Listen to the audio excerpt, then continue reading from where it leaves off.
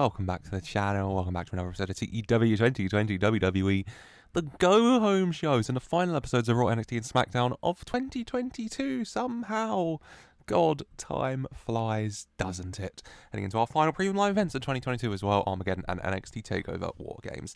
We got our Christmas specials this week. God, right, let me get this straight. I've thought of the calendar in my head. So Raw, this episode will take place on December 23rd. NXT is December 25th, a Christmas Day episode. SmackDown is December 27th. And that means next week's Raw in-game starts 2023, but it would be right at the end of 2022. IRL, NXT would be on January 1st. SmackDown would be on January 3rd. Are you with me? Good. Okay, that's the calendar's working out in my mind at least. But yes, the final episodes of Raw, NXT and SmackDown heading into 2023 somehow. God, time flies. The next Raw and NXT and SmackDown will be on the road to WrestleMania. God. Yeah, without further ado, musical special last week. Hope you enjoyed. I hope you all enjoyed. I received some lovely comments, so thank you. But yeah, well, really, let's just jump right into it, shall we?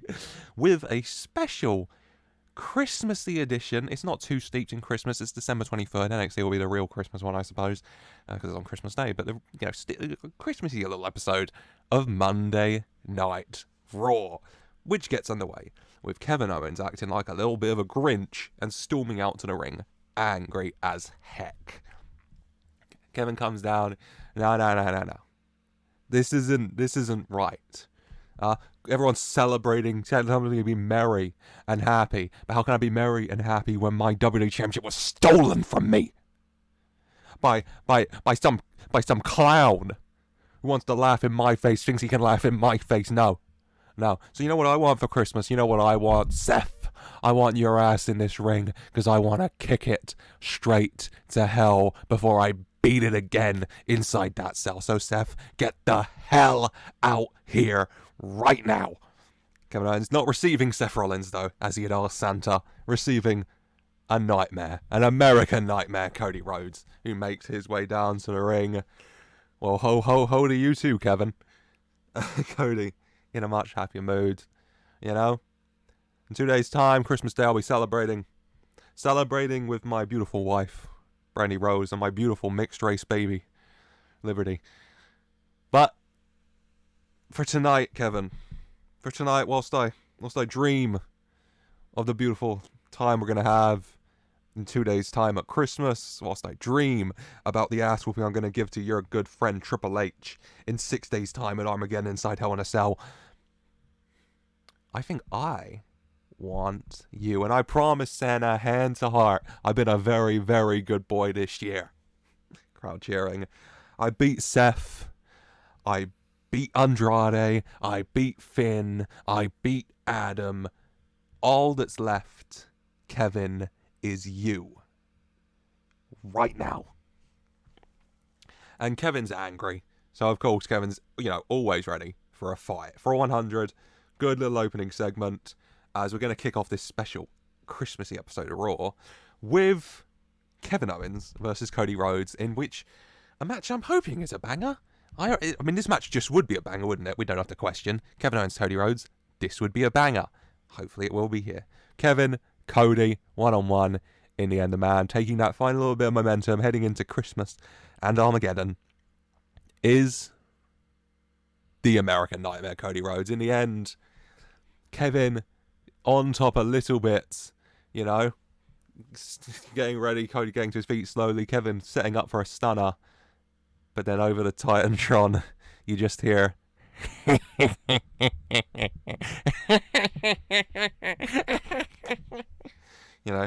video of Seth appears on the Titantron itself, on the ribbons where the Raw logo will go round and that. It's just also the little videos of Seth just laughing to himself. Kevin getting very angry and very distracted, shouting, "Where the hell are you, Seth? Where the hell are you?" The laughing still going on as Kevin turns around and sees Cody fully to his feet, goes to him to kick him for the stunner, but Cody Rhodes managing to reverse it, get some nice little shuffle shots in there from Cody. And in the end, Cody hitting the crossroads and getting a 1-2-3 for that 97 is very, very lovely. A really good start, really good match to kick off this Christmassy Raw. 94 Kevin, 81 Cody. The season of good tidings and good whip and goodwill and good cheer for all as Cody Rhodes picks up the win over Kevin Owens and gets that final little bit of momentum.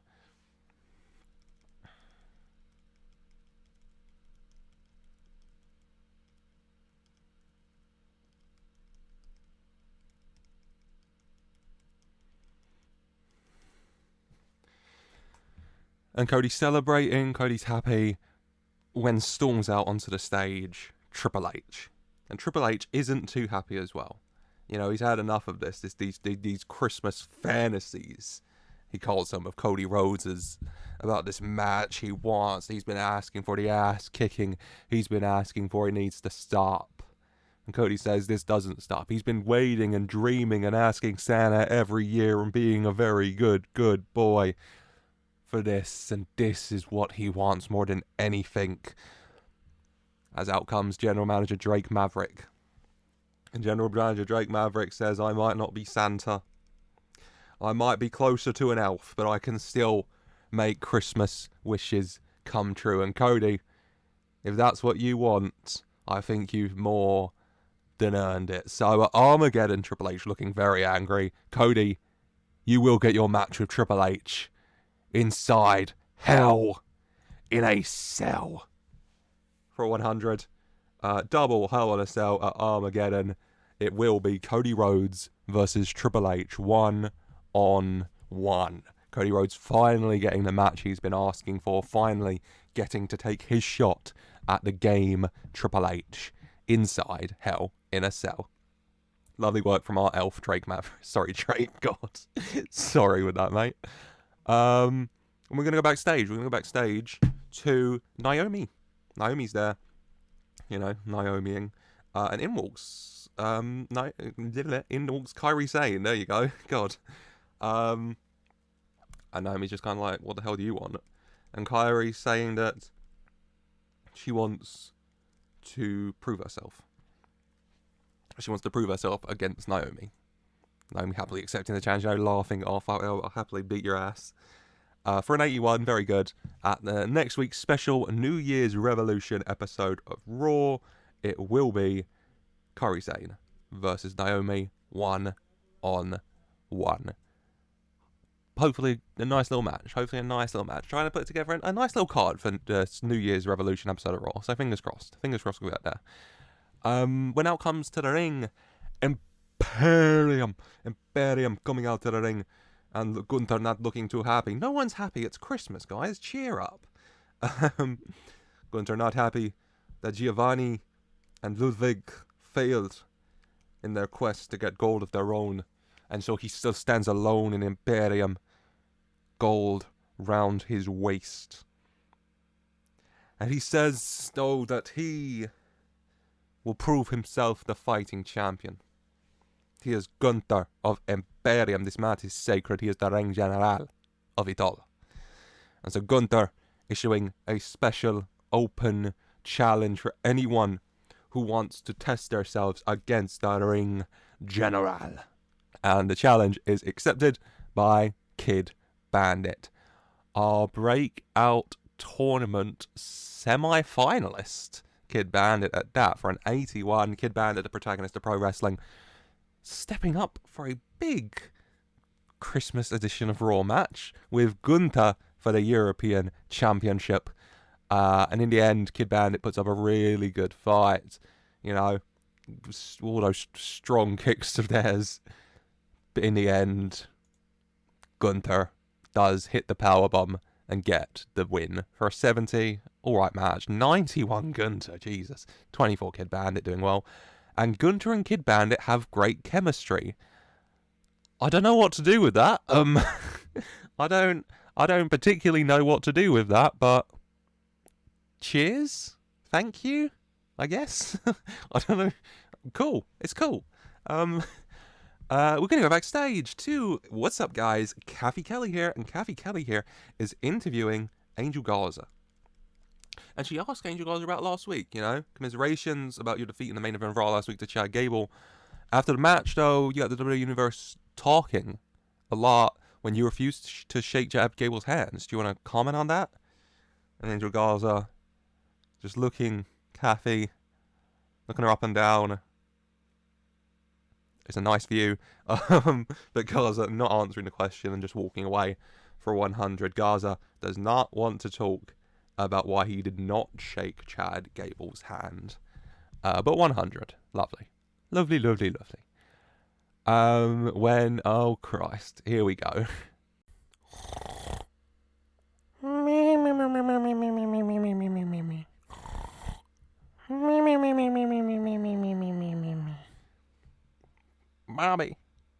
Bobby. Where's the light? What's going on?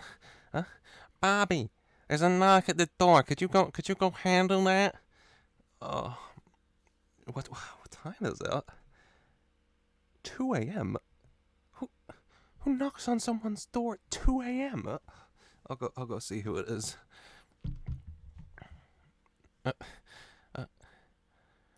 Bobby, who is it?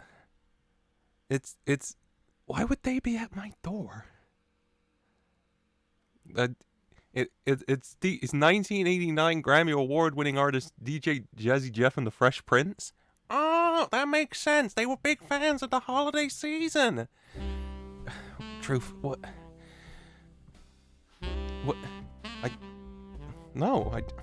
I just run cold. This is how I dress. Yeah, really. Wait. Why are you here? Why are you here?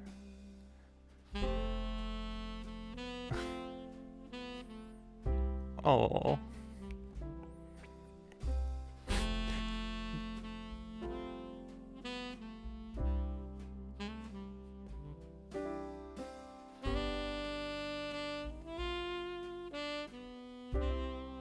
There is no lie.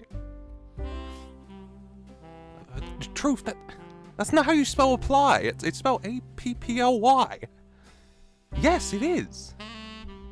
That's a good... do you think that's my name? It's Bobby Fish. It's on a neon sign. Yes, it is Fish. Like you know the fish? Yeah. Yes, I'm sure, Truth. Yes, I'm sure. But it's okay. It's okay. Aw. You know what, Truth? I would like very much to help you with your baby, and there's no lie in that. Verse 67.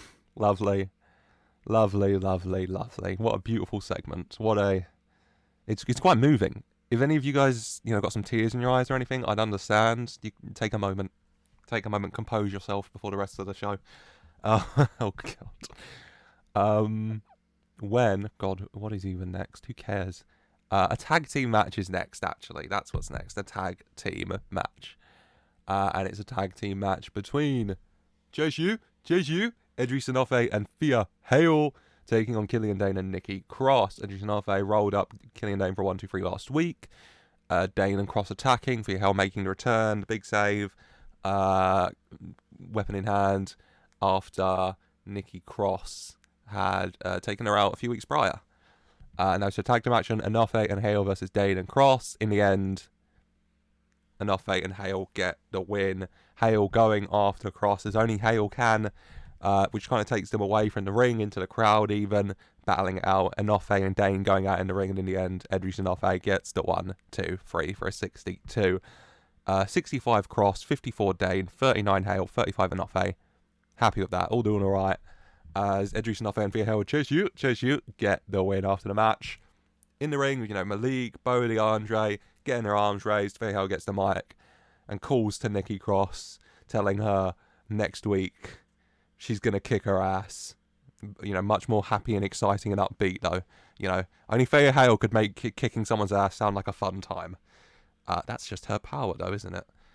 When they're interrupted by Adam Cole and Finn Balor, who walk out onto the stage, the Raw Tag Champs, looking down at the ring at their Armageddon opponents, Andre Chase and Bodhi Hayward. And Cole and Balor say, on the mic, saying to Andre Tate and Bodhi Hayward, listen, we saw last week you guys that beat Imperium. Bravo. Bravo to that. And congratulations on that little Christmas miracle you pulled off. But I hope you know that even jolly St. Nick himself hasn't got the power to help you two bozos beat us. And so come Armageddon, end of the world is going to be the end of your hopes and your dreams and your aspirations, because the only sight you're going to see at Armageddon is Adam Cole and Finn Balor, baby! Still, your Raw Tag Team Champions for 100. Light taunting, not light taunting, just taunting from Cole and Balor, who don't see much of a threat at all in Andre Tate and Bodhi Hayward. Can Chase and Bodhi prove them wrong? We have to wait to see, but, fingers crossed, fingers crossed. When, burn in his light, out comes Austin Theory, the Intercontinental Champion. Coming to burn in my light again, because at the moment, whilst he's forever taunting Randy Orton, burn in my light kind of seems fitting, actually. So Austin Theory coming out to the ring.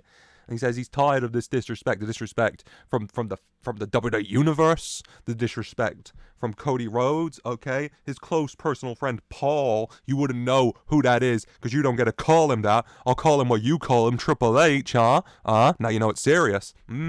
Yeah, he is tired of this disrespect you've been having to me as well, okay? And for some reason, you people seem to have this poor idea of me, okay? So I called in a few favors, okay? My close personal friend Paul, I'm sorry, I forget your idiots, Triple H.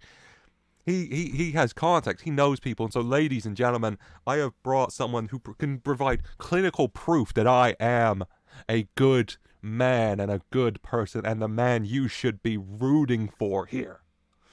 And that's when Austin Theory brings out Santa Claus, okay? So Santa Claus comes out. God, I make it sound ridiculous. It's just a normal thing. Santa Claus comes out. He's not a stranger to Raw at the end of the day, is he? Santa Claus coming out. Ho ho ho ho ho. And what's your name, little boy? I'm 24. How old is Austin Theory? Listen here, old man.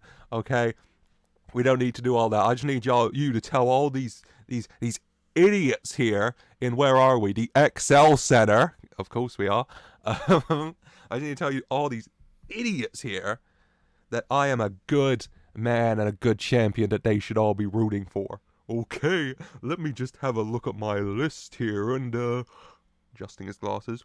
Oh, that's strange. What is it? Can you not see, old man? He's like, no. Your name's not on the nice list. And that makes Austin Theory very angry. Like, what do you mean my name's not on your stupid list? Have you checked it? Have you checked it twice? The song says you're meant to do that. And Stanley says, I checked it twice. Your name just doesn't appear to be on here. Oh. And Austin Theory gets very angry, and then he punches Santa in the face. God. So Austin Theory starts beating up Santa. He calls for a ref to come out, and a ref does. And Austin Theory says, he wants a match with Santa right now. Another little open challenge. Austin Theory showing the nice man he is for an 84 as he begins to fight Santa Claus. Yep. Austin Theory versus Santa. Austin Theory versus Santa Claus. In the end, Austin Theory does get the 1-2-3 on Santa Claus. He hits the A-zone, the overdrive, the O-zone. Hits the A-zone and gets the 1-2-3, retaining his Intercontinental and defeating Santa Claus, who was sadly off his game. Austin Theory and Santa Claus don't seem to click. That's such a funny Road Agent note. That might be one of my favourite Road Agent report things I've got. Austin Theory and Santa Claus just don't seem to click. 58 for the match. 76 Theory, 16 Santa. Not your best work, Santa. Sorry, mate. Austin Theory does get the win, standing tall over Santa Claus here, raising the towel in the air, ref raising his arm, 1 foot on Santa's big fat belly. Went out of nowhere, Austin Theory is super kicked by Dolph Ziggler, the super quick, stunning Theory, as he spins around, then Ziggler hitting a zigzag and laying Theory out very quickly, rolling out of the ring with the Intercontinental title, dazed and confused, as Dolph Ziggler stands tall in the ring, shouting at him Theory looks very angry, saying, I'm going to come in that ring and kick your ass, as he slowly backs up the ramp. And then Dolph Ziggler, big babyface pop, he helps Santa to his feet, checks on him, and then he helps Santa give some presents to the kids in the first row for a 78. Lovely. If I'm going to have Austin Theory beat the life out of Santa Claus, then someone's got to save Santa and help give out presents. Lovely. Nice work, Dolph. All the kids got some nice little presents and official WWE merch, but you can get on the WWE shop on sale now. Probably there's probably a Christmas sale going on. When we go back to just kind of a video package of sorts. Video package starts off with Paige, and Paige talks about her journey before NXT arriving, NXT becoming the first NXT Women's Champion, debuting on Raw and pinning AJ Lee in the first night. Her run in WWE and having to retire and coming back and, going for everything, because she says finally she's in this position where finally she can become Women's Champion again. She says her WWE career has always kind of been linked to titles. The first NXT Women's Champion. Her main roster debut winning the Divas title off AJ Lee. And she's ready to add the Women's World Championship to that. But the Kingpin Io Sky has other ideas. Io saying that this is just another superstar. Saying that Paige was the first NXT Women's Champion, but Io was the best NXT Women's Champion. Saying that Paige had to take time off and gave up for years. Io had to take time off and came back on top. Io saying that Armageddon will prove the end for Paige and the Kingpin will stay on top for a 90. Good. Lovely little promo. Hopefully a good match between these two. Come on, Armageddon. Fingers crossed. Fingers crossed for a good match between that pair. We're going to go to the ring, actually, for a match between the almighty Bobby Lashley and El Bandido. It's El Bandido versus Bobby Lashley here. Stan Hansen and Adam Page at ringside. Montiel Vontavious Porter at ringside with Ezra Judge and Moose as well, of course. And in the end, a lot of, scuffles at ringside. Judge and Moose coming from both ends to attack Adam Page. Stan Hansen going to get involved, but MVP hitting him with the cane from behind.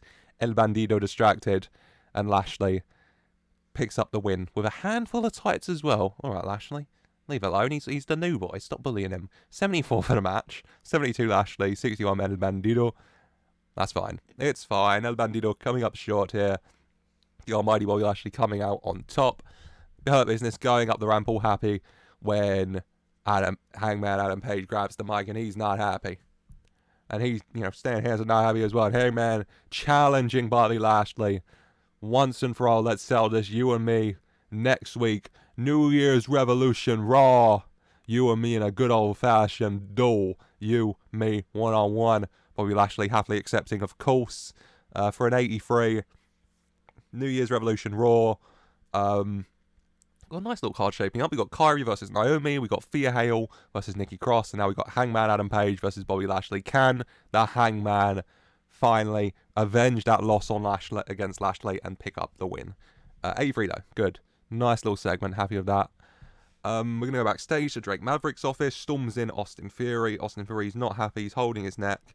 I got a bit of a... give me a bit of a crick. You see that? You see what Dolph did to me? Oh my God. Got a bit of a crick in my neck now. Oh God. I don't know if I'm going to be able to... Oh my God. A man tries to have an open challenge. Tries to be a good fighting champion. This is the thanks he gets. And Ziggler, Maverick, just kind of tired of it. He says, Austin, relax. Okay, chill out. You know what? I did see what happened with Dolph.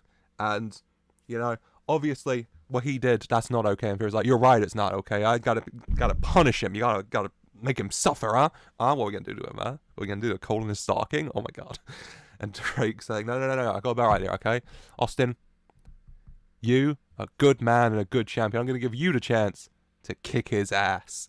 And Austin's like, yeah, I'll kick his ass, yeah. And Drake's like, great. So you'll fight him at Armageddon. And Austin's like, I'll do what now? For an 87. Austin, not expecting that, but at Armageddon, Dolph Ziggler will get the chance to reclaim his Intercontinental title one-on-one with Austin Theory. 87. Good. Very good segment. Theory's angle work and promo work has definitely improved working with Randy Orton and Triple H. Unsurprising. We're going to go backstage. We're going to stay backstage with Kathy Kelly here, interviewing the American Nightmare, Cody Rhodes. Cody Rhodes is happy. A date with Destiny. Christmas Day with his beautiful mixed race baby Liberty and Brandy. And then Armageddon. He finally gets to step into Hell in a Cell. Triple H put him through hell for years. And he finally gets to step inside Hell in a Cell and take it back to him. Cody Rhodes can't wait. When storms in a very, very angry Solo Sikoa. And Solo Sikoa is kind of being held back by Paul Heyman. Paul Heyman telling him to calm down. Solo walking right up to Cody. Both men face to face. You know, they're practically kissing each other. How close their faces are. Cody says, "You gonna do it then? You gonna throw a shot? Huh? Right here. I'm right here." And Solo just looking very angry. Paul calming him down, saying, "It's not the time, Mr. Sikoa. It's not the time. The tribal chief won't tell you when the time is now. Come on." For an 87, they walk away. Cody a little bit confused, but he's way too happy to focus on it. He's got his match with Triple H, doesn't it? Triple H, Cody Rhodes, Hell in a Cell. Hopefully good. Fingers crossed. We're ending tonight with the main event as advertised last week. On one side, you got the newest superstar here on Monday Night Raw. You got L.A. Knight, former NXT champion, ready to win the WWE Championship. Come Hell Armageddon, Hell in a Cell. You're all ready. He's taking on MJF. The inevitable MJF, ready to achieve his inevitable destiny in their six-man Armageddon Hell in a Cell match. LA Knight, MJF, the final Raw match of 2022. Next year's episode, technically calendar-wise for me, headcanon is December 30th, but we move. LA Knight, MJF, in the end, it is LA Knight who comes out on top for a 91. Really good match as you'd expect. 89 LA Knight, 85 MJF, both men doing really well. In the end, it is LA Knight who manages to hit the BFT onto MJF after a good match between the pair that goes a while. LA Knight hits the BFT and gets the 1-2-3. MJF defeated and not looking too happy about it. LA Knight, taunting, celebrating. When out comes Chad Gable, not too happy with the taunting. They've got their own history, LA Knight throws in some personal insults from that. Chad Gable storming out to the ring, face to face with LA Knight, quickly followed by Angel Garza. If the Chad's coming out, then I'm coming out. They both start arguing. LA Knight shoves Chad into Angel Garza, and the two men start brawling. MJF to his feet as well, starts attacking LA Knight. Big brawl in the ring between those four people. When out of nowhere appears Seth Rollins with a steel chair, and he just goes around hitting all four of the men, taking them down, standing in the ring above them all with the WWE title. When Kevin Owens' music hits, then Kevin Owens starts storming down to the ring. Seth! He starts rushing down as fast as Kevin Owens can go. And it's just as he slides in the ring, Seth quickly slides out, jumps the barricade and into the crowd, laughing all the way. And Kevin watching on from the ring, unable to get his hands on Seth Rollins, but knowing that in a mere 6 days' time in Hell in a Cell, he will. For 100, big hopes for this main event. All 6 of these guys, very good in ring. So fingers crossed for a good match between these 6, hopefully. Fingers crossed. 100 is a lovely way to end this show. Heading into Armageddon and exiting 2022 as Raw gets us a 94. Really good show. Very happy with that. Lovely episode of Raw. Good. It had everything you need. It had Santa Claus getting the life being out of him, Santa Claus being saved by Dolph Ziggler, Cody Rhodes, Kevin, MJF, LA Knight, R-Truth and Bobby Fish. Everything a man could want. That is going to be it for Raw. And without further ado, let's just jump into a special Christmas Day edition of NXT. And NXT is going to get underway with the women's WarGames participants getting ready for the Advantage Triple Threat match. Toxic Attraction are shown, with it being decided that JC Jane will go to the ring. Next Gen is shown, with it being decided that Cora Jade and Roxanne both want to go to the ring, but Cora Jade is the one who just kind of goes, says I got this, and goes to the ring. And then finally, Bianca and Black Hole Express are there, and Bianca says that she's got it. And India shots you like, you go get it, girl.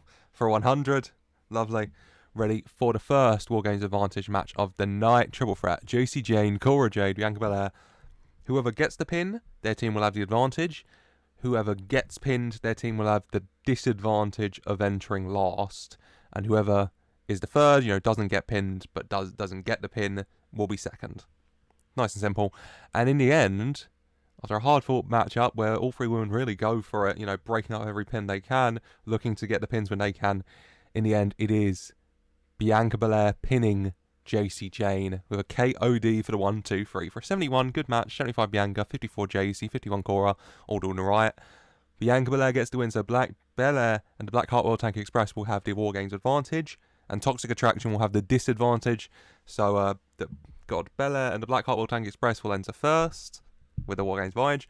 Then Next Gen will enter with no advantage, but no disadvantage. Major disadvantage at least. And Toxic Attraction will have that major disadvantage of sorts of entering last into WarGames. Yeah? Yeah. Yeah? Yeah, that's how WarGames works, okay? It took me... I literally did this pay-per-view last month. Christ. After the match, the faces celebrate. Bella and the Black Hot will take Express. Toxic Attraction, not happy. Candice and Roxanne, checking on Cora. Unlucky, but you didn't get pinned, so hey ho, here we go. 100. Lovely. The women very much ready for the Sirens to blare and WarGames to begin. Oh Christ, when we're going to go to it's Christmas Day NXT, we're going to go to the first of quite a few Christmas Day segments. And we go to the Shameless Brawlers. If you need your memories reminded, that is No Shame, Jimmy Shane, aka the Ohio Brawler. We've also got the Boston Brawler, and we got the Brooklyn Brawler. And, they've been doing some heavy training. They're taking a break, Jimmy and the Boston Brawler. I don't know at what point I just give up saying that long name and just say Colt Cabana. But we'll skip it with the Boston Brawler for now. Let's take a seat, pull out the presents they got for each other. First of all, the Boston Brawler hands his present over to Jimmy Shane. He opens it. Oh my god. It's a box set of Glee. And he's like, "Aww. That's such a... Thank you. You know how big a fan I am? I do. I know you, man." And then Jimmy hands his gift over to the Boston Brawler. He opens it up. And what is it? It's a DVD of CM Punk's WWE Best Matches from, 2010 to 2014. 2013, let's be honest. And the Boston Brawler's like, "Aww, I've been running low on firewood. Thanks, man. No problem. I know you've been having that problem. I thought that'll burn real good. Oh, thanks, man. Thanks. Appreciate that." And then they both kind of go away, the Brooklyn Brawler, older, more worn down, like... Probably not like that. And then they walk over to him with a gift. "We got you a present." Boston Brawler saying Dad, of course. He's like... And then they hand it to him. He unwraps it, and inside is a lovely leather jacket. And on the back, it would just say Coach. In the Brooklyn Brawler, Boston Brawler font, it just says Coach. So, yeah. He's still curmudgeonly, but he is happy with that particular gift. He's not going to smile or anything, but he is going to put on the jacket for a match later tonight. Shameless Brawlers in action on this Christmas Day edition of NXT. Took me a minute. For a 35, it's fine. I'm not expecting the highest rated segments out of these guys. I'm just expecting to have fun, which I did, and which I am. The Shameless Brawlers. Looking to get a nice Christmas Day victory. It'll be their first victories. Yeah, because they lost in the breakout tournament, lost on Smackdown, lost the matches on NXT, looking for their first ever team victory here. As then, we are going to stay backstage, and we're going to go to, Jesus Christ, a lot of people, and we have... Right, we've got the whole Diamond Mine, so Roderick Strong, the Creed brothers, Ivy Nile, Malcolm Bivens, Taz and Hook aren't here, they're training. We've got the whole Mafia Raja, so Jinder, Veer, Sangha, Shanky, and the Singe brothers. And you've also got the Nigerian Wrecking Crew, Apollo Crews, Omos, and Baba Tunde. And right now, Apollo, Jinder, and Roddy are all arguing about who will be the fourth member in their WarGames match. Roddy thinks it should be one of the Creed brothers. He's been training them himself, so they're ready for war. Jinder Mahal says... it has to be Veer. via the indomitable presence of via the strength of it all. And Apollo says it should be Babatunde because Omos is injured, sadly. I'm sorry to bring you this heartbreaking news. And it's decided, triple threat match later tonight. It will be one of the Creed brothers versus Veer Mahan versus Babatunde. The winner will be the fourth member in that very mismatched WarGames team. Come on, NXT Takeover WarGames for 75. Lovely. Lovely, lovely, lovely. Then we're going to have to another match on the wrestling show. I can't believe it. Where's all the silly segments? It's going to be Charlie Dempsey in action again, looking to prove himself to his dad, William Regal, looking to prove himself to Sheamus, who he really wants a match with. And he's in action against a much tougher foe this week, because he's in action against Dexter Lumis. A very imposing physical presence and just a creepy MF, isn't he? Dempsey and Dexter going at it. Charlie Dempsey giving it a very good fight, but Dexter Lumis a bit more experience, you know, a lot of strength behind him, but Charlie Dempsey giving as good as he's getting. And the two men battling it out, the match going on. Charlie Dempsey manages to get a good hold on Dexter Lumis. Dexter finally manages to shake Charlie off, and Charlie just goes flying into the ref, knocking the ref out. Charlie, you know, respectable British gentleman, checking on the ref, making sure he's okay.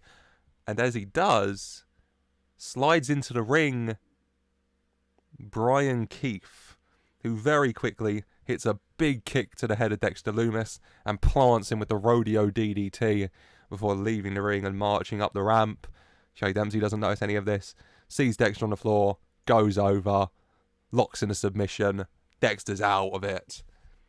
Gets the win for a 49. It's fine. It's 27 Charlie Dempsey, 65 Dexter Lumis. Charlie Dempsey will get a nice boost from this, I think. As following that interference from Brian Keith, what could that be about? Charlie Dempsey does pick up a big victory over Dexter Lumis here. That is a very big victory for him.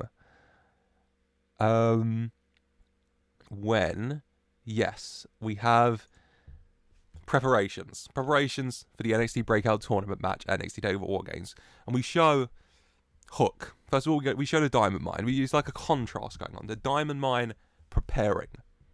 Hook getting put through his paces by Roddy, by Taz, Malcolm, you know, cheerleading on as only Malcolm can. Hook getting ready. Okay, he's not eating Christmas dinner. He's not opening presents. His present will be that Breakout Tournament contract when he wins it. And then we go to GOATED, Goated. Duke there, Big Dub, Nate Preston, Oro Mensa, the boys enjoying some sun, enjoying some Christmas Day sun. And Duke Sterling saying that you're probably wondering what gift I got. But baby, I got all my gifts at birth. I don't need nothing else. Would you get the man who has everything? I'll get him myself. Come take over WarGames when I don't get given, when I take that NXT Breakout Tournament contract. Now, if you don't mind me and my boys, we got some sun to catch. Obviously, I imagine Duke, Oro, and Nate are just kind of shirtless sunbathing. Big Dub is wearing a suit, of course, just watching over things, making sure no one comes up to bother the boys. I use that word so much, the boys here. For a 51. Nice segment. Hook, full in training mode, Duke Sterling. Confident in his ability, in catching some rays. Just catching some nice rays with the boys. You know? It's lovely. It's lovely. God, when we're going to go back to the men's locker room, and we're going to go to the face men's team for WarGames. Are you with me? Right, so you got Johnny Gargano, you got the NXT Japan champion Shinsuke Nakamura. No, you don't actually. You have the former NXT Japan champion Shinsuke Nakamura, who lost Saturday in game. So 5 days ago, lost the NXT Japan title to Keijo Muto, I want to say. You know, young up and comer at the ripe old age of 64. So Shinsuke is no longer the champ, which is a weird statement to say because since episode 1 he won the title. So hey ho.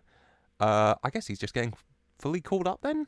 Maybe? But yeah, he's there. NXT North American Champion, he is, Montez Ford, and Tony D'Angelo. Discussing WarGames, who's going to go into the advanced ladder match tonight. You know, Johnny's ready, Montez is ready, Shinsuke's ready. Tony's head's not really fully in it maybe, but he's ready as well. Tony gets a call though, walks off a little bit to answer it. Looks very panicked, oh my goodness, and then Tony runs off. You know, Johnny watching on like, what's wrong with that guy? for a 97. What is up with Tony D'Angelo? What could that phone call be? What could that have been about, huh? And who will represent this team in the WarGames Advantage ladder match later tonight? You could put some kind of Christmas theme, you know. You could wrap the ladder in gift wrap. You could have it so it's like a star that would be on top of a tree hanging above the ring to pull down. A lot of ways you could do it. I'm celebrating Christmas through segments, God. I mean, WWE really only has a Miracle on 34th Street fight. There's many stipulations to choose from. But yeah, who will represent him? Gargano, Ford, Nakamura. God knows where Tony's going. 97 though is very, very good. Lovely, lovely, lovely. And then we're going to continue the show with the triple threat match earlier. We know the 4 members of this team. Who will be the 4th member of the other team? We've got Strong, Mahal, and a Cruz. Will it be Babatunde? Will it be Brutus Creed? Or will it be Veer Mahan? Who will get the win and become the final member of that team at WarGames? In the end, with Roddy, with Cruz, with Bivens, with Mahal, yep, at ringside watching on, it is Veer Mahan who gets the win, pinning Baba Tunde in the end, putting the big guy down for 57. They're all actually pretty evenly matched. 53 Creed, 52 Baba Tunde, 50 Veer, all very evenly matched. But it's Veer Mahan who does get the win, and so the Mafia Raja will be adding a 4th member to that WarGames squad in the form of Veer Mahan for a 57. Which is lovely. Good, a decent little match. Veer's debut. Yes. As he picks up a big victory for himself. Big victory. When we go backstage and you have Brian Keith walking around backstage, and then he finally goes into a locker room and he's like, "You got my money?" The bounty hunter Brian Keith, of course. And then the camera reveals a very happy and laughing Grayson Waller, you know, on his TV, no, on his phone. He's a phone guy, on his smartphone. You know, posted a video on his TikTok of Brian Keith hitting that rodeo DDT, just kind of boomerang, so it's over and over on Dexter Lumis, just loving it. Grayson Waller obviously still not happy with Dexter Lumis showing him up, teaming up with, in a weird statement, Michael Myers to do so. And, you know, Grayson Waller does hand a big bag, duffel bag, there you go, over to Brian Keith and says, yeah, mate, go now. 4, Christ, I always forget to do that, 34, which is fine. They both got to improve their angle ability, but still. Why did Brian Keith attack Dexter Lumis? The bounty hunter Brian Keith attacked Dexter Lumis because Grayson Waller paid him to. Grayson still, yes, not a big fan. When Christmas Day for tag team action, it is the Shameless Brawlers, the Ohio Brawler Jimmy Shane, the Boston Brawler, and the Brooklyn Brawler coming out in that leather jacket with Coach on the back that was gifted to him by Jimmy and Boston. Christ. They come out facing a couple local talents, the Morrissey brothers, Asher and Dylan, I want to say. And in the end, it is the Shameless Brawlers, as you can see, getting on the Christmas Day edition. They end 2022 with their first victories in WWE. Just a nice, big, feel-good moment for them and for the fans, you know. 24 for the matches, whatever. 41 for Dylan, 9 for Asher, 36 for Boston, 26 for Jimmy. Both did okay. The build starts. Jimmy Shane pinning Dylan Morrissey to get the win here. As, yes, the Shameless Brawlers pick up their first WWE victories here on this Christmas edition. And then we're going into segments. And so I imagine that we'd go to commercial first. And whilst we're in commercial, I imagine Jimmy Shane would give I can only describe as a Glee-like karaoke performance of a song of your choosing. So leave in the comments down below what song you would like Jimmy Shane to karaoke in the style of Glee. Let me know. That's the comments that matter, isn't it? And then we come back for segments, and we come back to a car featuring a very, very, very panicked Tony D'Angelo. Tony is freaking out. Tony is freaking the F out. He's calling, oh my god, answer, pick up the damn phone, huh? Why is no one picking up these damn phones, huh? Hey, he's calling around, he calls Otis, he calls Madcap, he calls Tucker, he calls everybody. He's telling them, Ariana, her water broke. Her water broke. I mean, what are the gabagooling chances? Huh? What are the goddamn chances her water breaks on tonight of all nights? on Christmas Day, December 25th, huh? What are the chances, huh? She's texted me her location. I'm heading there now. I'll ping you the GPS candidates, the coordinates, shall I say. Is in this small town, just west of Allentown in Pennsylvania. Just south of Bath. It's called Bethlehem or something. It's called Bethlehem. Yeah, I'll send you the coordinates of the place she's at. Come by, okay? Come by. I need you guys, okay? Hurry. 64. Lovely. Tony very panicked. Ariana's water has broke on, of all days, Christmas Day. 64 for the segment's good. Of all days, Christmas, what are the chances? What are the chances? God.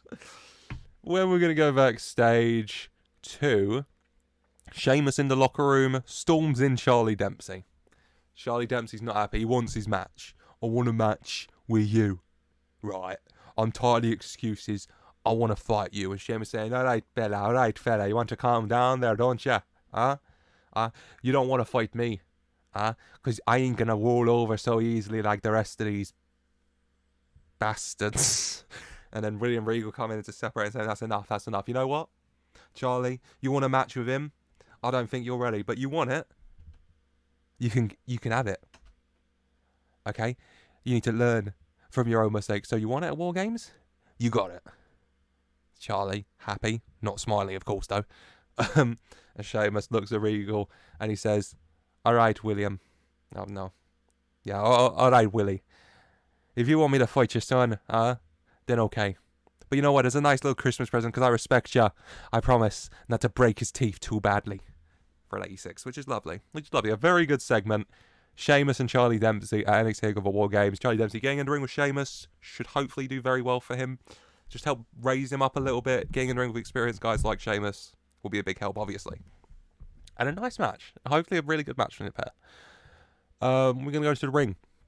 Legado are here, and Legado are full force. Selena Vega, Dominic, Cruiserweight Tag Champ, Santos, and Humberto, and of course, the man who returned last week, Andrade. Andrade has been off on over on Raw, of course, helping with Triple H, part of his Chosen.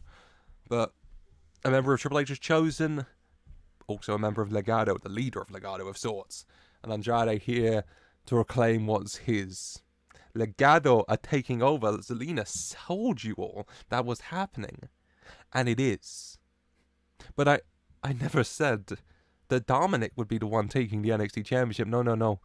Because that NXT title belongs to Andrade. When they're interrupted by Hit Row. Be Fab, Ashanti, D, Adonis. And who's harder than Top Dollar? Not Nada. Not Nada's harder than Top Dollar. Making their way out. Not too happy, of course, their boy Isaiah Swerve Scott getting attacked like that by Andrade at the end of the show. For 100, issuing out the challenge. It's going to be Top Dollar and Shanty D Adonis taking on the team of Andrade and Dominic Mysterio. Dominic finding his new partner here in the form of Andrade. From Ray to Andrade. I mean, it's certainly two very good partners, let's be honest with that. And in the end, Andrade and Dominic do pick up the win. Andrade pins Ashanti with La Sombra. For a 79, good match. 95 Andrade, 58 Dom, 57 Ashanti, 41 Top Dollar. Fine. Andrade gets the win over Hit Row here. Legado stands tall. When out comes Isaiah Swerve's got the NXT champion. And he says, hold up. Because you want a shot at me, Andrade, you can bring it. Because I'll be honest, I've been waiting for you. I've been dealing with these other Legado clowns. I was thinking, when's the king walking in this ring? Because it's certainly not that guy you just teamed with. No. His dad was the king, was El Rey. He ain't. But Andrade, you want to step up? We can go. NXT TakeOver WarGames is right there. We can go. But you got some other friends there in Legado who need dealing with. I'm looking at you, Santos. I'm looking at you, Humberto. And so, you know what? I found some more friends who will happily deal with y'all. And out comes Destined for Greatness, specifically Carmelo Hayes and Eli Cassidy, because Marcus Redden is still injured. God, that man's been injured pretty much all year. It's very sad. But yes, for a 99, Mello and Cassidy coming out, and Mello's looking for a fight right now. So who's about it? And it is Santos Escobar who accepts that challenge. So Carmelo Hayes versus Santos Escobar. Here, in the end, it's Carmelo Hayes with that top rope leg drop. Nothing but net. Getting the win for a 78 Carmelo, 65 Santos, who was off his game, sadly. Hopefully not come the pay-per-view. As Carmelo Hayes does get the win. Isaiah, Mello, Eli standing tall. Mello and Eli, I mean, Mello's just pinned Santos. If he can do that again, then Mello and Eli will be tag champs come sort of TakeOver WarGames. But still, two big matches, official and set there in stone. Isaiah versus Andrade, and Mello and Eli versus Santos and Humberto. Hopefully good matches. Fingers crossed. Fingers crossed. Oh, good Lord Almighty, this is a long segment. Right, bear with me. We're going to go to a very fancy place. And who's there? It's the big booty baddies. And Tricky's like, oh my Lord. Now, Tricky lucky this. Oh, Tricky's big booty baddies here. Together. Cassidy, Paxley, Marseille Massois, and the newest big booty baddie around. Grammy, baby. It's a pleasure to have y'all. Well, Tricky, thank y'all for having me. Very happy, you know. The big booty baddies all together, celebrating Christmas, you know, exchanging gifts. It's kind of like a present swap, Secret Santa situation, I guess. Marseille walks over to Mansoir with a wrapped present. Well, not wrapped. They seem like gift bag people. That sounds like an insult for some reason, but they seem like gift bag people. Marseille hands Mansoir a fancy gift bag. Mansoir hands Marseille a fancy gift bag. They both reach inside and they both pull out matching tennis outfits. And they just smile at each other saying, "Aww, lovely." God. Then we're going to have... Cameron Grimes and Tricky Willie are exchanging presents. Grimy Baby hands Tricky Willie a present, and Tricky Willie hands Grimy Baby a present. You know, Tricky, excited, you know. Grimy Baby is rich, if you know what I'm talking about. And Tricky opens his present inside a big booty baddie calendar. And Tricky's like, oh my, y'all know what Tricky like to see. Tricky starts flipping through the calendar. And I imagine this calendar would just be pictures of Marseille and Mansoir posing. No pictures of Paxley, no pictures of Cassidy. Just Mansoir and Marseille. The Tricky's like, well, it's the fun that counts. Thank you. And thank you for buying the merch available on the WWE shop right now. Christ. And Grimy Baby opens his present. And inside is a framed picture of Tricky Willie and Cameron Grimes at the dinner debonair. Both in their suits, both mid-musical number. A lovely memory. Just a lovely picture. Just an actual sweet moment. God knows, I know. Cassidy and Pax have each other. Cassidy not really going over to Pax. They're having kind of their issues. Cassidy, you know, maybe struggling to accept Paxley. Paxley goes over to Cassidy and hands her present. It's like a big wrapped present. Cassidy looking a bit surprised, unwrapping it, and inside, I imagine, you know this kind of silver, black, white winter gear that Jamie Hayter IRL has started wearing, or did wear recently enough? Yeah, I imagine it's that. I imagine Tatum got that custom made for her. You know, I just wanted to get you this, you know, special something to wear for your breakout tournament final match. You know, and you know, a little engraving, you know, down the side, you know, the big booty baddie, Triple B logo. Just a really just nice and thoughtful gift. And Cassidy looks taken aback, unexpected. She didn't expect that at all, you know. In fact, I was like, well, what'd you get me? And Cassidy, looking a bit nervous, as she kind of reaches out her hand and drops into Tatum's hand. I do imagine it as just a single bounty bar. You know, the little bounties you get in like a celebration box. Just a single one of those. And Tatum looks a bit upset, like, you know, and she says, you know what, I'm done. I've tried so hard here and I'm just done. And she just storms out, you know, everyone looking at him, Cassidy looking after her, Cassidy looking a bit maybe remorseful over that. When we cut to Valerie Laredo, not bothering with any of this Christmas shit, she's training. She's ready for the Women's Breakout Tournament final, mate. Valerie Laredo is training like her fucking life depends on it, mate. God, she doesn't have time to hand out presents, or give presents, or get given presents. You know, she's just training. Valerie Laredo intensely training. We're going to go back to the big booty baddies. It's Tatum Paxley outside on her own when Cassidy Rain walks out. And Tatum tells her to just go away, you know. Tatum had enough. You obviously don't want me here, so I'll just leave. Okay? I'm done trying. I keep trying with you, especially. The other guys have all accepted me, but you don't want to. That's fine, okay? I'll just go. And Cassidy apologising to Pac, saying that, you know, being around other girls, not being the centre of attention, is kind of new to her. You know, she didn't expect it, especially so soon into the big booty baddies, and she wants to apologise for being so hostile, and she sincerely thanks Tatum for the gift, and she says, I got you something else, and then she pulls out, obviously from her own keys, a keychain that would just be of the big booty baddie logo, and she puts it in Tatum's hands, and she says, you're one of us now. Just a nice moment. They smile at each other, they head inside. For 56, yeah, it's very long, and it's just a lovely segment. The big booty baddies hanging out present, Cassidy and Paxley dealing with their problems, sorting it out, getting stronger as friends, you know, instead of antagonizing or whatever. It's just friends. It's just nice, you know. It's Christmas. Let's sort out all our problems, for Christ's sake. Oh my god, I put these back to back. Right, this is going to be another very long segment. God. Right, Tony arrives.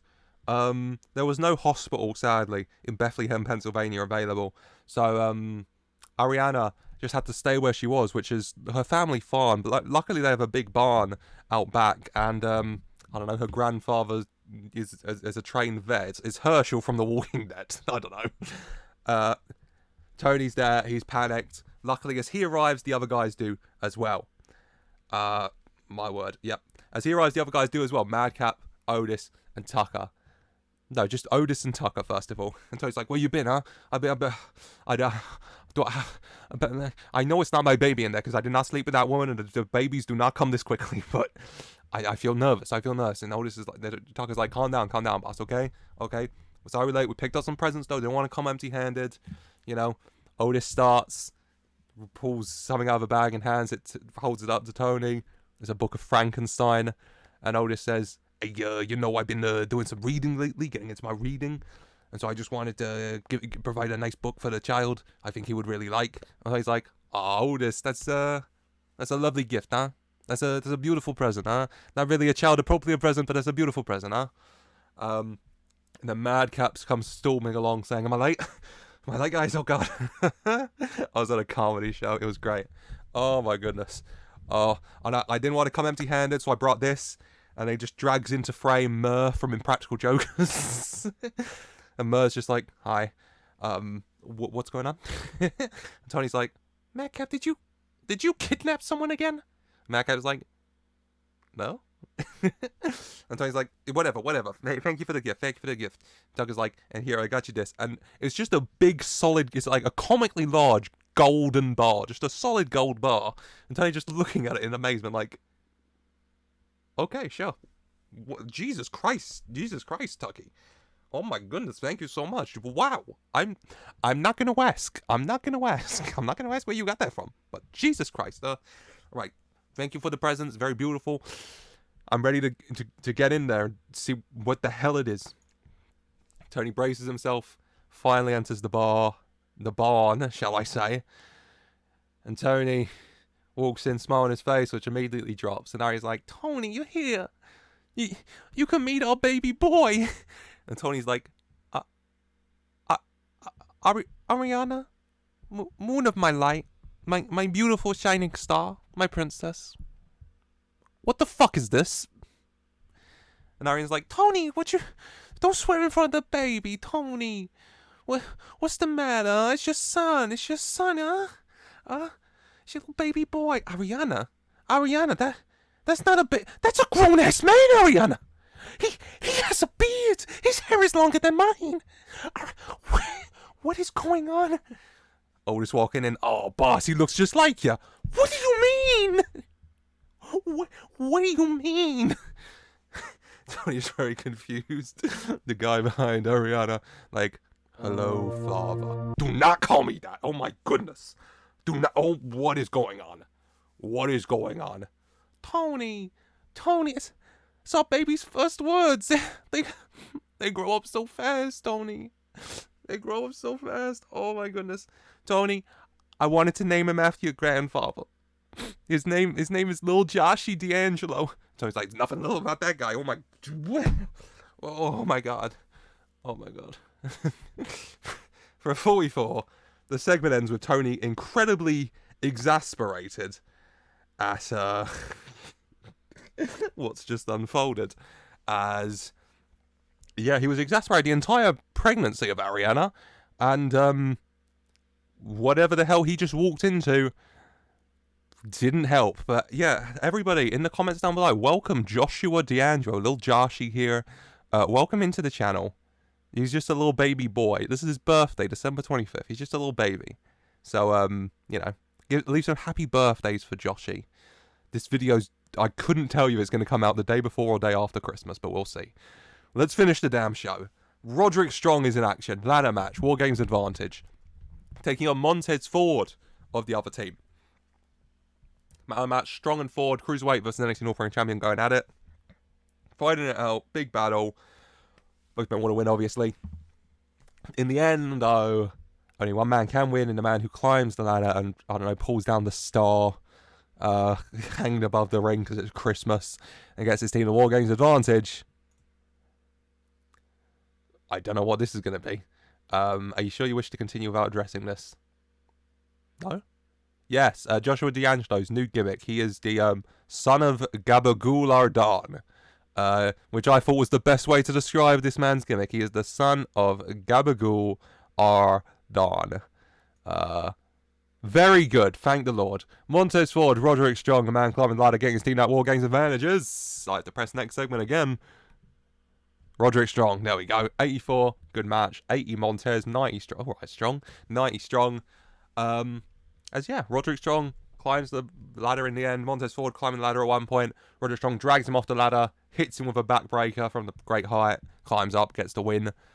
And that is how NXT ends. Roderick Strong, Apollo Crews, Jinder Mahal, Veer Mahan all standing tall, whilst Montez Ford up the ramp with Gargano and Nakamura checking on him for a 96. WarGames is ready with almost everyone here. Tony's going through whatever the hell Tony's going through, but still. This is a long episode because it's Christmas and so much shenanigans have gone on. 90 though for the show is very good. I'm trying to sum this up. Cassidy accepted Tatum. The Shameless Brawlers won a match and gave each other very good Christmas presents. Bianca Belair and Roderick Strong won the WarGames advantage for their teams. Andrade will fight Swerve for the NXT title. Mello and Cassidy will fight Legado for the Cruiserweight tag titles. We got Sheamus versus Charlie Dempsey. We got the Breakout Tournament finals to contend with. So much is going on at NXT Takeover WarGames you won't want to miss. But NXT has come to an end, and it's time for a December 27th edition and the final show heading into TakeOver WarGames and Armageddon, the final Smackdown of 2022, the final weekly show of 2022. Ladies and gentlemen, it's time for a Friday night Smackdown. Smackdown gets underway with the Judgment Day in the ring. Aleister Black, Master Ciampa, and Damian Priest. When comes out onto the ramp, 2/3 of the crew formerly known as the New Day. Big E and Kofi Kingston ready for a 6-man tag Miracle on 34th Street fight because 'tis the season.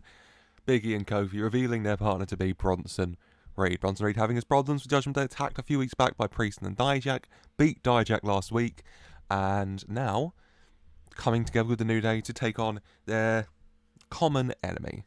So 4-100 is lovely, and then SmackDown gets underway here with a Miracle on 34th Street fight. Just a nice, fun 6-man tag match. Lots of action, a lot of fun weapons, a lot of fun spots. Between all these guys, you know, getting smashed with presents, getting smashed with trees, all out action. In the ring, Ciampa and Reed fighting it out as the match goes on. Reed already taken out Damian Priest, you know, he hit a tsunami through a table at ringside that had like a Christmas dinner on it, you know. fighting out in the ring. Bronson Reed manages to plant Ciampa down, begins to unstrap his vest. Yep, you know, Bronson reading up, ready for him to go. Turns around to face Ciampa, and that's when he's hit out of nowhere with a spear from Edge. Edge not seen since Halloween Havoc, I want to say, at the end of October. Appearing and spearing Bronson Reed, laying him out. Ciampa getting to his feet quickly. And, God, he's not going to hit a fairy tale ending on that Bronson Reed. Just going over and covering. And Bronson Reed got hit with a spear. That can be it. Covering him for the 1, 2, 3. I don't even want to imagine what would happen if Ciampa went for a fairy tale ending on Bronson Reed. That sounds like a recipe for an injury. So what would happen? 88 for the match, though, is very good. 90 Big E, 93 Ciampa, 87 Black, and 86 Reed, 70 Kofi, 65 Priest. All doing alright, all doing well. But it's the Judgment Day who come triumphant here in this Miracle on 34th Street fight. The crowd, not too happy with that, but Edge stands tall over Bronson Reed with Black, Ciampa, and Priest. Big E and Kofi going up the ramp, already up the ramp, nursing their wounds a bit. Thrown into a few Christmas trees up there, or what have you, when they are attacked behind by the Relic, Karrion Kross. Shanno from behind, already a bit beat up, the pair of them, just both get big elbows to the back, get plants down for 100, and that's where we kind of leave the Smackdown Tag Title division, which has got a lot of prominence, main event the past few weeks as well. It's kicking off tonight. But yeah, that's how this Smackdown Tag Title sets itself into their match at Armageddon, as Judgment Day stand tall in the ring, and Big E and Kofi taken out on the ramp by the Relic, Karrion Kross, obviously sent by Bray Wyatt. As then, we're going to continue backstage. Backstage in the locker room, it's Ricochet, Big Bald Trev, and Cesaro, talking, ready for their next match in their best of 7 series. Currently 2-1 to Cesaro. Cesaro says to Ricochet that he brought him a present, and he hands it to him. Ricochet opens it up, and inside is 2 tickets to the Royal Rumble. Front row tickets. He's not cheap. And Cesaro saying, once I win this best of 7, I want you to be there to watch me win the Rumble. So I thought I'd get you these. Ricochet says, haha, very funny, It is funny, though, because I actually got you a gift as well. And he hands him the gift. Cesaro opens it, and inside is 2 tickets to the Royal Rumble. Front row tickets. He's not a cheapskate. And Ricochet saying, no, because you see, when I win the best of 7, I want you to be there to watch me win the Rumble. They have a good laugh. And they're ready for their next best of 7 match, the 4th in the series, later on tonight. 479 is good. It's good. Just fun. Some fun little Christmas fun. These two enjoying the best of 7 series, enjoying their matches. Respect of each other, though, as well. 79. Lovely. Who will be using those Rumble tickets? We'll have to wait and see, I suppose. Who will win the best of 7? 2-1 at Cesaro at the minute. Will he go 3-1 up? Will Ricochet equalise? We find out later tonight. Going to go to the ring. We're going to go to Breezango. Breezango in the ring. And Breezango call out Braun Breaker. Last week, you attacked Jimmy Uso. You fought him, brutalised him, and you would have continued to do so unless we came out.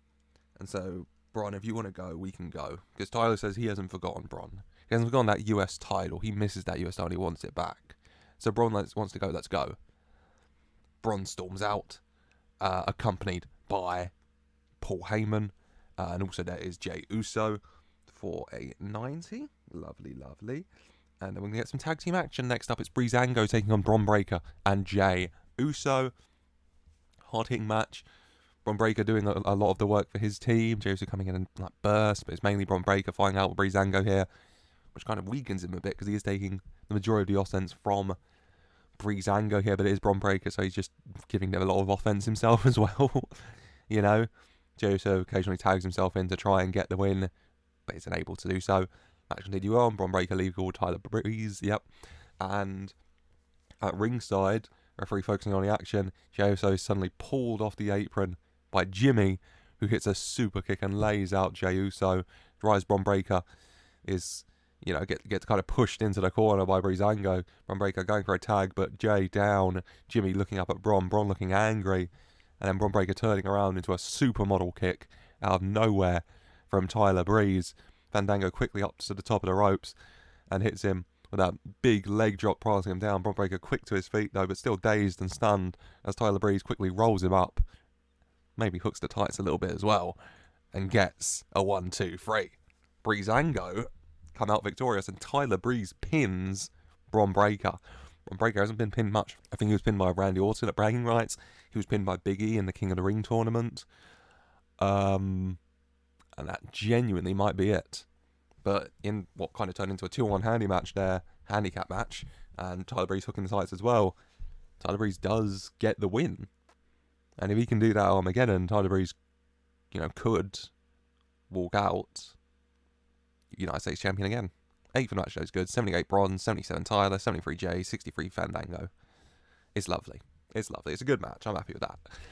We're going to go backstage to a dark room.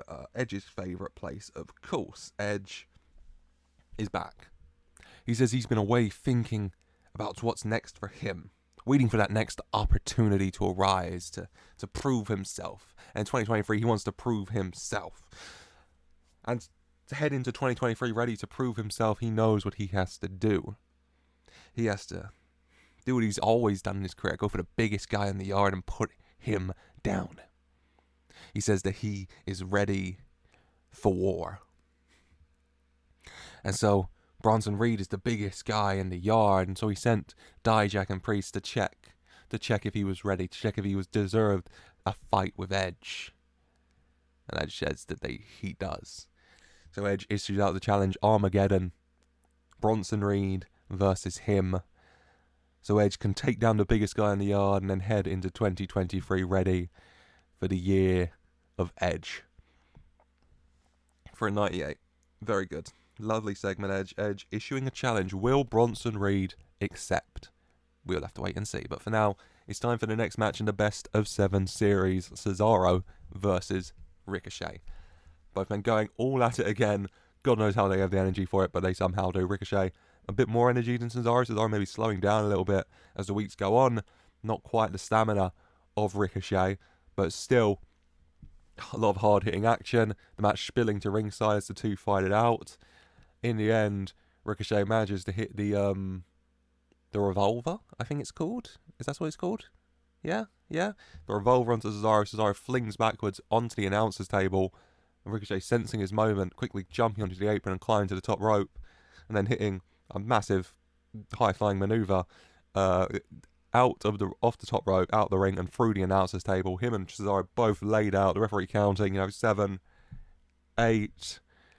Ricochet starting to get himself up 9, and Ricochet somehow finding the energy to quickly just stumble and slide into the ring right before the referee counts 10, as Ricochet picks up the victory here for a 90. I think this might be the best match of the series so far, and it was a count out. 87 Ricochet, 67 Cesaro, both doing really well, and they have good chem, which is lovely still, as yes, Ricochet gets the win, and 4 matches into the best of 7 series. It is now Cesaro 4, Ricochet 4.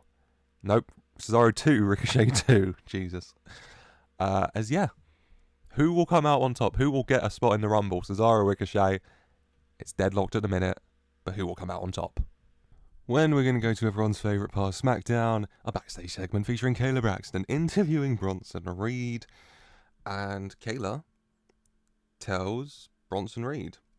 She tells Bronson Reed about Edge's challenge. She asks if he accepts. And Bronson says that he has never backed down from a fight and he doesn't plan on backing down now.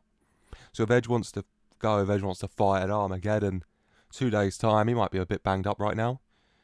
But come Armageddon, he'll be ready for war. For a 99, Bronson Reed obviously accepting that challenge from Edge. And so Edge versus Bronson Reed at Armageddon, hopefully a good match. It should be good. Shouldn't it? Fingers crossed. I imagine it being good, so fingers crossed. But yeah, 99, good. Lovely little segment.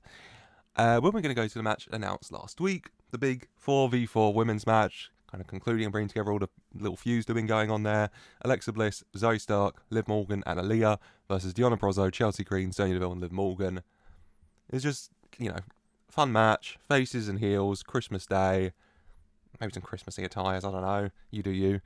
All fighting it out, all get their spots in, all hit their finishers, and in the end, big happy Christmas moment as Ilja pins Sonya Deville. Sonya Deville been questioning Ilja, been talking down to Ilja, doubting if Ilja's got what it takes. In the end, here on the special Christmas edition of SmackDown, Ilja hits the Bougie Buster onto Sonya Deville and gets the 1-2-3 on her for a 78.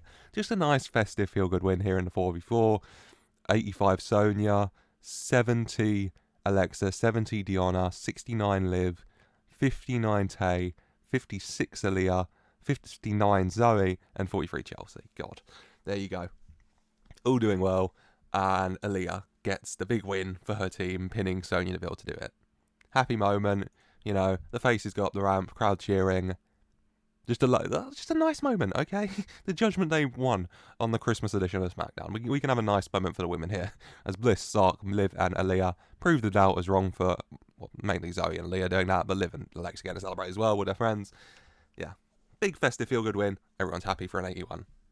Happy. Good. I'm happy. That's lovely. We're going to go backstage to General Manager Adam Pearce, interim General Manager Adam Pearce, who's interim General Manager until we get a better option. And Adam Pearce, not interviewing, Adam Pearce is there with Jey Uso. And Adam Pearce informs Jey Uso. Jey Uso is angry, he's riled up after Jimmy super kicked him earlier tonight. Adam Pearce informs Jey Uso that Armageddon, these tensions and problems can be solved. Because at Armageddon, it will be Jey Uso versus Jimmy Uso, 1-on-1. Anything goes. And just for a moment as he says that, as he tells him, Jey looks hesitant. Jey looks surprised. Like this moment's washing over his head that in 2 days' time, Armageddon, he'll be fighting his brother in an anything goes match where you can use any weapons as well. That he'll be fighting his twin, the man he's been tagging with for years. He quickly shakes that off, and he's like, "Let's go, dog. Let's go." Well, not like that. God, that's not true, isn't it? Jey Uso, much more up for it, much more ready. Maybe he looks over at Paul in the doorway, sees Paul there, remorse right off his face, and he's ready to fight for a 66. Hopefully, a decent little match. Anything goes. Jimmy versus Jey at Armageddon. Uso versus Uso. When we'll go to the ring for a match. It comes out first. NXT Women's Breakout Tournament semi-finalist Misha Slamovich, and her opponent is the Women's Universal Champion Portela Muerte. Portela getting in the ring here. Portela ready for a fight. Heading into Armageddon, days away. And then Misha puts up a good fight herself, but it's Portela Muerte who does get the win with the Death Valley Driver for 74. Nice little match. 25 Portela, 46 Misha. Happy with that. Portela Muerte gets the win. After the match, though, of course, Becky Lynch rushes out to the ring as fast as her little legs can take her. And then it's a big brawl, between Portela and Becky Lynch. The two women just punching it out here. Portela goes to pick Becky up for Death Valley Driver. Becky quickly off her shoulders, grabs her in position to hit the manhandle slam, lifts her up. Lights go out. When they come back on, Portela's gone for a 100. Maybe a little brawl heading into their buried alive match at that. Little mind games from Portela as well, vanishing. Who will come out on top? Armageddon, buried alive, Women's Universal title, Portela Muerte, Becky Lynch. Who will win? We'll wait and see, won't we? But we're going to end this show, end this little Christmas SmackDown with a contract signing in that ring. Contract signing for the Universal Championship, of course. Keith Lee comes out first.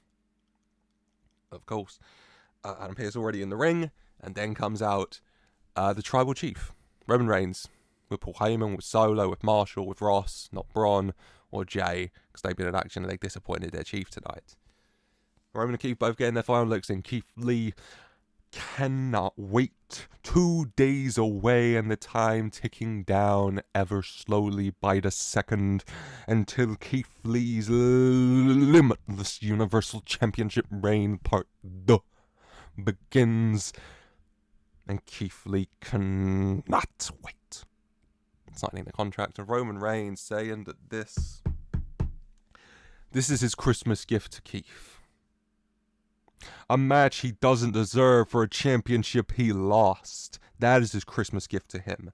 But his Christmas gift to the WWE Universe will be a champion that they deserve. A champion that belongs here. A champion that is the tribal chief, that is the head of the table. And his Christmas gift to himself, because he knows ain't no one giving the tribal chief a gift like the tribal chief can give a gift.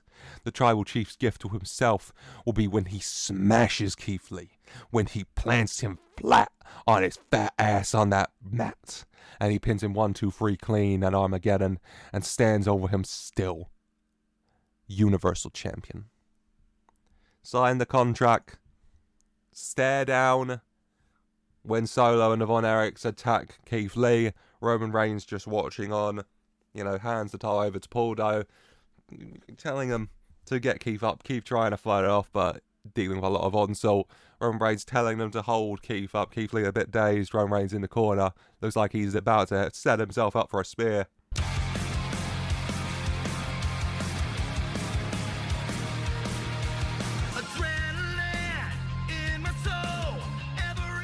When out comes the American Nightmare, Cody Rhodes. Cody, you know what? He doesn't even bother with a Cody Baiter. He just rushes right down to that ring. The Von Erichs onto the outside quickly to try and stop him. But Cody, of course, fighting off the Von Erichs. Crossroads for both of them. And Cody sliding in the ring alongside Keith Lee. And Cody says, well, Roman, I heard you've been looking for me. I heard you wanted to speak. I've seen Paul. I've seen Solo. But I ain't seeing you. So I thought, hey, Christmas Day's come and gone, but the American Nightmare for these people in attendance here in the WWE Universe is here on Friday night. Smackdown, the crowd cheering, deeply thankful. And Cody Rhodes saying that, you know what, a late Christmas gift for all these people. Roman, I've been Solo. You wanted to come to Raw. You wanted to beat my ass, was it? Well, I'm right here. So I said, let's do it for 100.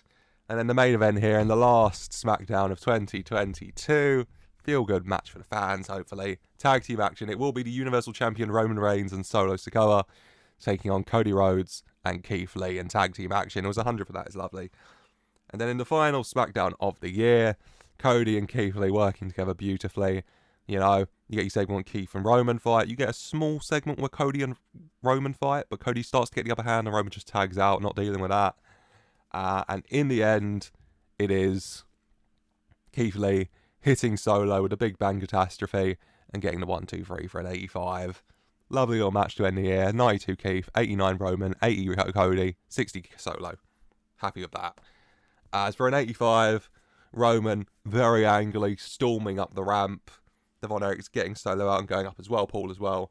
As the crowd cheers, Smackdown, the final Smackdown of the year, Cody and Keith Lee in the ring, celebrating, taking a moment, raising each other's arms, shaking hands, out the ring. We got some goodie bags there. They hand out presents to some kids in attendance. Lovely moment. Once they've handed all the presents, they go up the ramp. Cody and Keith Lee side by side at the top of the ramp in front of the big Smackdown Christmas tree that's a little bare, honestly. It got beat up a bit in the Miracle on 44th Street fight. But Cody and Keith standing side by side at the top of the ramp, the crowd cheering, raising their arms in there, celebrating. When the lights shut off, when they come back on, the Christmas tree fully decorated, fully got the lights. Lovely little Christmas image to end on as the final Smackdown of the year. This kind of post-Christmas, but Christmas edition of Smackdown ends with Cody Rhodes and Keith Lee side by side at the top of the ramp in front of the nice Christmas tree, celebrating their win for 100. Just a nice feel-good win to end the year. Roman's been sending Paul, been sending Solo about Cody, offering that invitation to join the Roman Empire. Cody turning it down, but Cody seemingly having enough of that. He's got his match with Triple H in 2 days' time at Armageddon, but hey, you can never be too prepared, can you? You got to be prepared, as Karrion Kross informed me, to be a man. And Cody Rhodes, the American Nightmare, of course, ready for that. As the final Smackdown of 2022, the final weekly show of 2022, God, gets a 92, which is lovely. Yeah, very good show. Ricochet and Cesaro is 2-all. Tyler Breeze got pins Bron Breakker. Can he do it? Armageddon win the US title. Judgment Day got the win. Bronson Reed versus Edge, though, come Armageddon. Also the triple threat tag match for the SmackDown Tag Titles. Fiend and Cross versus Judgment Day versus Biggie and Kofi. 2/3 of the group formerly known as the New Day. Portella and Becky brawling out. And yes, Keith and Roman ready for their match. Keith Lee getting a win to end the year over Roman Reigns. Roman not pinned, but still. And Cody ready for his match with Triple H. But also, pinning, coming, getting some offense on Roman, getting some offense on Solo. He's clearly had enough of Roman trying to induct him into the bloodline. This is very much, or the Roman Empire, shall I say. God. And very much just coming here onto his turf just to fully tell him to go away for a 92. Lovely. As 2022 comes to a close, we've got our premium live event specials next, of course, NXT Takeover, WarGames and Armageddon. And then we're into January, we're into the build up till WrestleMania. God, the road to WrestleMania is nearly here. The Royal Rumble's nearly here. God, I can't wait. I hope you can't wait. I hope you have enjoyed. Thank you for the support in 2022. I'll say it here and I'll say it at the premium live event special. It's been incredible. I've had a lot of fun. I hope you have too. So if you have enjoyed, I hope you have. As always, please do leave a like and subscribe for more. 2023 is going to be good. I have big plans, and so I have high hopes. So yes, leave a like if you have enjoyed and subscribe for more. And as always, I just want to say a very, very, very special Christmas and 2022-2023 New Year. Thank you for watching.